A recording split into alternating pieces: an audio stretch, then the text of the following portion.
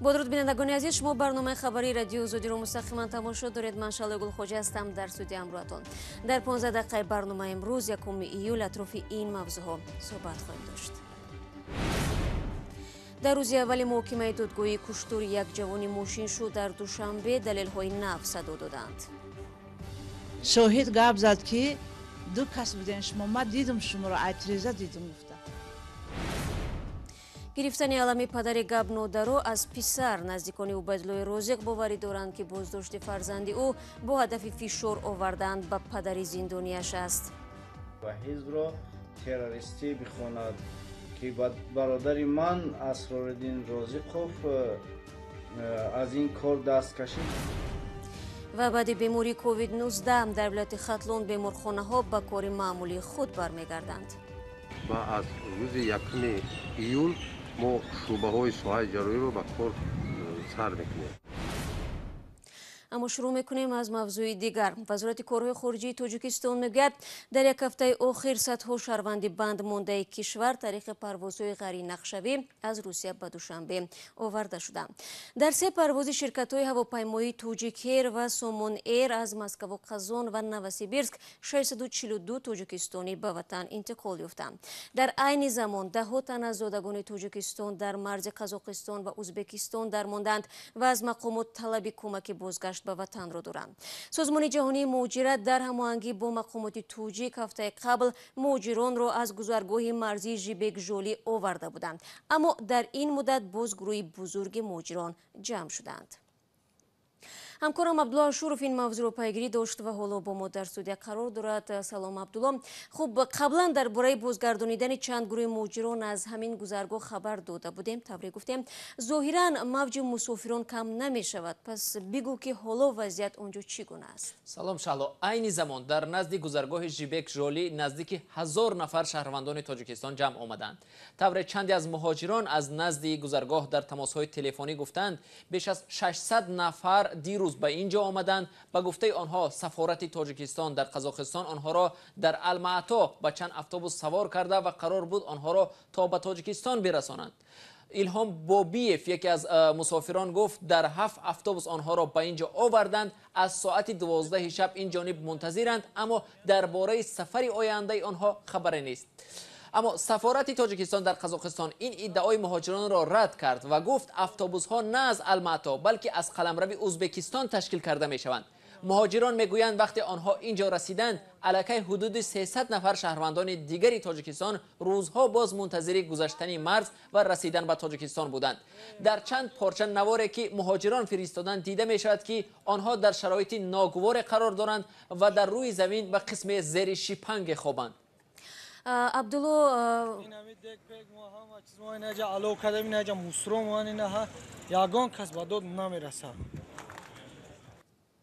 عبدالله از این نوار وضعیت گذرگاه برای ما معلوم شد، اما مقامات چی میگویند؟ آیا برای بردن این مهاجران تلاش دارند یا نه؟ بله شهلا، سفارت تاجیکستان در قزاقستان میگوید سببی در گذرگاه ژیبک ژولی جمع شدن مهاجران بسته بودن مرز ازبکستان است و امروز 1 ایول به گفته سفارت قرار است 100 نفر از شهروندان درمانده از جمله کودکان و شخصان سالخورده به تاجیکستان فرستاده می شوند. انتقال شخصان باقی مانده در دوام 2-3 روز آینده در نظر است میگوید سفارت. وضعیت البته هر لحظه در حال تحول است و شماره مهاجران و مسافران در نزد این گذرگاه کم و زیاد می شود. ضمناً بازگردانی مهاجران اساساً با کمک سازمان جهانی مهاجرت صورت می گیرد که تاکنون 2 دفعه با سرمایه‌گذاری امریکا و مساعدت مالی حکومت نروژ مهاجران را با اتوبوس‌های مسافرکشان و با رعایت قاعده‌های بهداشتی به تاجیکستان برد. این سفرها برای مهاجران رایگان انجام داده می شود. تشکر عبدالله برای صحبت. منتظر نویگری در مرز و البته تقدیر مهاجران سرگردان میمونیم.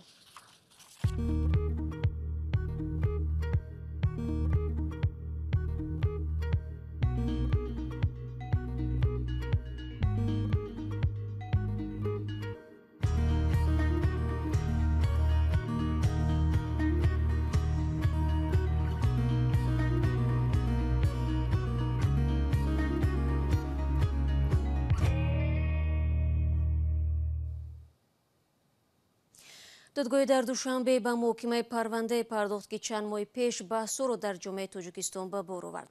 Дар курсии айбдорӣ нафаре бо номи Абдулмумин Халилов нишастааст ки дар куштори ҳамкораш муттаҳам мешавад.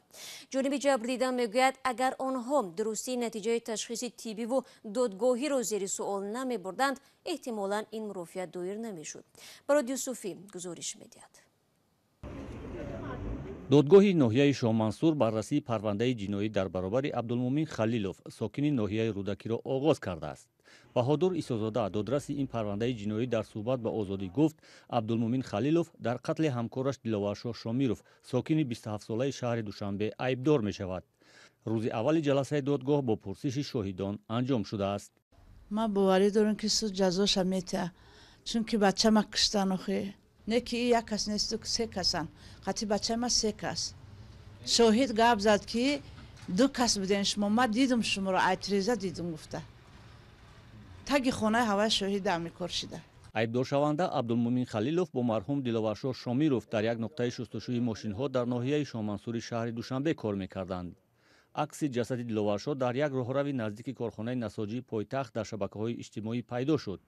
дар ибтидо ташхиси судии тиббӣ ба наздикон хулоса пешниҳод карда буд ки фарзандашон аз сактаи мағзӣ фавтидааст. наздиконаш ҷасади Диловаршоҳро 2 рӯз баъд аз ҳодиса аз сардхона пайдо карда буданд. оварданаш иҷа шуштанда мебинанд гӯш шикастагӣ, гӯш варам амита чи и параи даст задагӣ суб сиё, я ҷаи паре пош сиё тари ай пушташ амита ҷиқидагӣ ай сирх шидагӣ сиёҳ нил сирх шидагӣ тамом. баъд дар бачаро гуфтем биёре айсар экспертиза ки омадан айсар бо айсар дар иҷа.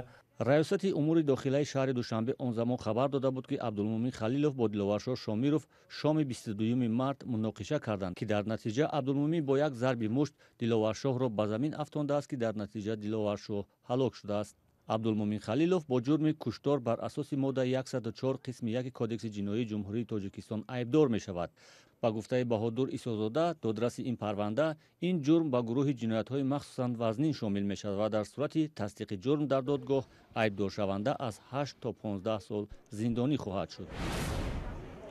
бинандагони арҷуманд, то ин лаҳза дар бораи банд мондани муҳоҷирони тоҷик дар марзи Қазоқистону Узбекистон ва фарзияҳои нав дар рӯзи аввали муҳокимаи куштори Диловаршоҳ Шомиров дар шаҳри Душанбе барои шумо маълумот додем. ҳоло таваҷҷӯҳ кунед ба як огаҳӣ ва баъдан барномаро бо гузоришҳои дигар пай мегирем.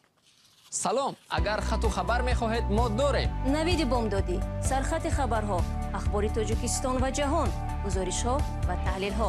чӣ мегузарад ва чаро? донистан фаҳмидан аст. замима ё апи моро бигиред. шумо барномаи хабарии радиои Озодиро тамошо доред. Асрориддин Розиқов, писари узви собиқи раёсати ҳизби дар Тоҷикистон мамнӯи наҳзати исломӣ аз боздошт раҳо нашудааст. пайвандон мегӯянд, то ба ҳол сабаби дастгир ва дар боздоштгоҳи Кумитаи давлатии амнияти миллӣ нигаҳдорӣ шудани ӯро намедонанд. ҳарчанд фарзияҳое дар ин замина доранд ки яке аз онҳо эҳтимоли фишор ба Зубайдуллои Розиқ барои додани изҳороти телевизионӣ зидди раҳбарони ҳизбӣ манъ шудааст.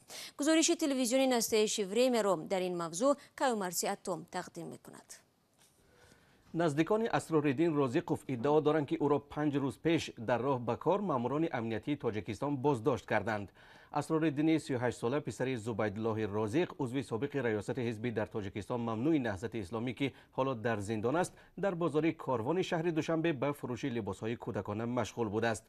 ҳисомиддин Розиқов, бародари Асрориддин, ба радиои Озодӣ гуфт ки ӯро ба боздоштгоҳи муваққатии рақами 1 воқеъ дар маркази пойтахт интиқол доданд. мақомот расман ин хабарро тасдиқ ё рад накарданд. ба андешаи ҳисомиддин Розиқов, эҳтимол бародарашро бо мақсади фишор овардан ба падари зиндонияш боздошт карданд. ба бовари ӯ мақомот мехост ки Зубайдуллоҳи Розиқ дар як изҳороти видеоӣ зидди раҳбарони ҳизб изҳорот диҳад. ба гуфтаи наздикон, аз худи Асрориддин Розиқов ҳам талаб шуда буд ки чунин изҳорот диҳад, вале ӯ розӣ нашудааст. ҳизб ва раҳбарияти ҳизб ин гуна суханҳои тӯҳматангез бигӯяд ва ҳизбро террористӣ бихонад ки бародари ман Асрориддин Розиқов аз ин кор даст кашид ва ин корро накард. مقامات امنیتی تاجیکستان به زنگ‌های رادیوی آزادی پاسخ ندادند و تصدیق یا رد خبر از جانب آنها میسر نگشت. در چند هفته اخیر در صحیفه معرفت و صداقت در شبکه یوتیوب که بیشتر مواد تبلیغاتی دولتی را نشر میکند 10 مراجعه ویدیویی سابق اعضای حزبی در تاجیکستان ممنوع نهضت اسلامی و نزدیکان آنها نشر شده است. در این نوارها آنها حزب نهضت را به تروریسم و کوشش تبدلات عیبدار دانسته از آنها دعوت میکنند که فعالیت‌های سیاسی خود را قطع کنند. با اطلاع سازمان‌های حامی حقوق انسان، مقامات در تاجیکستان پیوسته نزدیکان محبوسانی را که با انگیزه‌های سیاسی محکوم شدند تعقیب و تهدید می‌کنند و برای بیرون رفتنشان از کشور هم مانع می‌شوند. ویکتوریا ندژدینا مسئول سازمان حامی حقوق هیومن رایتس فاوندیشن میگوید تعقیب و بازپرسی و بازداشت‌های بی اساس چند روزه در کشور یک کاری معمولی شده است. در مثال اسرارالدین ما باز یک چنین حالت را می‌بینیم. تا جایی به ما معلوم است او از 25 ایون در ریاست امنیت شهر دوشنبه قرار دارد. او با وکیل دفاع تامین نیست. با نزدیکانش یگان تماس ندارد. از زمان بازداشت بیش از 70 ساعت گذشته است و تا هنوز نسبت به او یگان عیب اعلان نشده است. این حامی حقوق انسان میگوید چون این عملها نسبت به نزدیکان محبوسانی که با انگیزه‌های سیاسی حکم گرفتند کم نیست، ولی به گفته او یگان کارمند ساختارهای قدرتی تا هنوز برای عمل غیر قانونی به جوابگری کشیده نشده است.